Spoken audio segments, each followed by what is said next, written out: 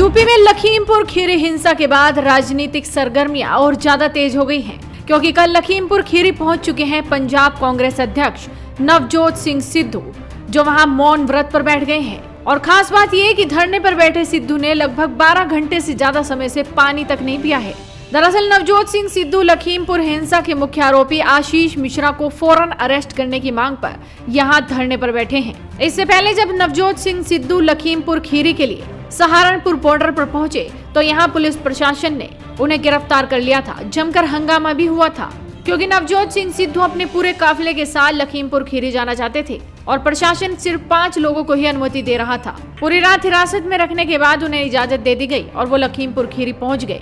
निघासन में पत्रकार रमन कश्यप के घर कांग्रेस नेता नवजोत सिंह सिद्धू का मौन व्रत 12 घंटे से ज्यादा समय से जारी है। सिद्धू ने निघासन में कदम रखने के बाद एक गिलास पानी तक नहीं पिया।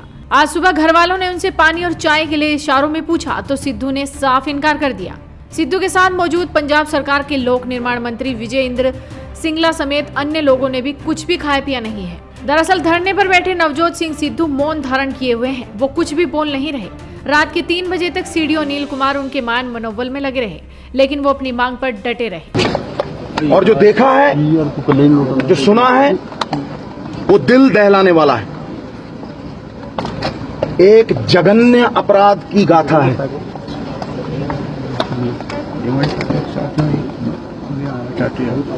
पूरा हिंदुस्तान आज न्याय की गुहार लगा रहा है।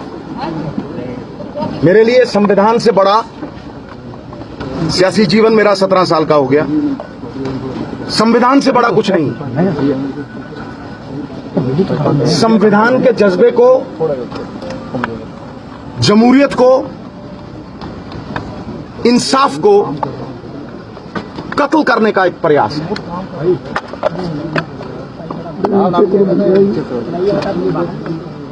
इंसाफ दोहरा मापदंड नहीं अपना सकता।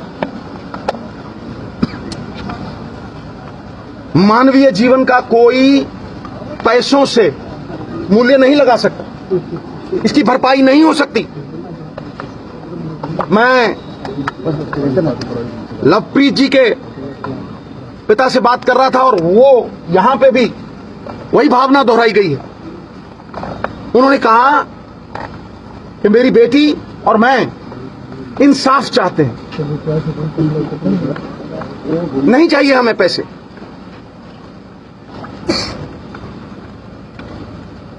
एविडेंस है, वीडियो है, एफआईआर में नाम है, विटनेस कह रहा है कि मैंने देखा, मैंने बाजू पकड़ी। एफआईआर में उसका पूरा सुरलेख है।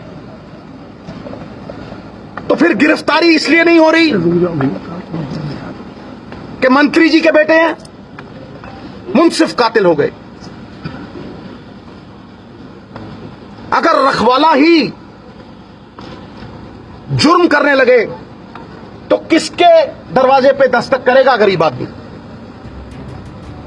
उधर कल पहले नोटिस लगाने के बाद भी गृह राज्य मंत्री के बेटे आशीष मिश्रा पुलिस के सामने हाजिर नहीं हुए थे, लेकिन आज जब क्राइम ब्रांच ने दूसरा नोटिस चस्पा किया तो वो पहुंच गए अपनी पेशी के लिए।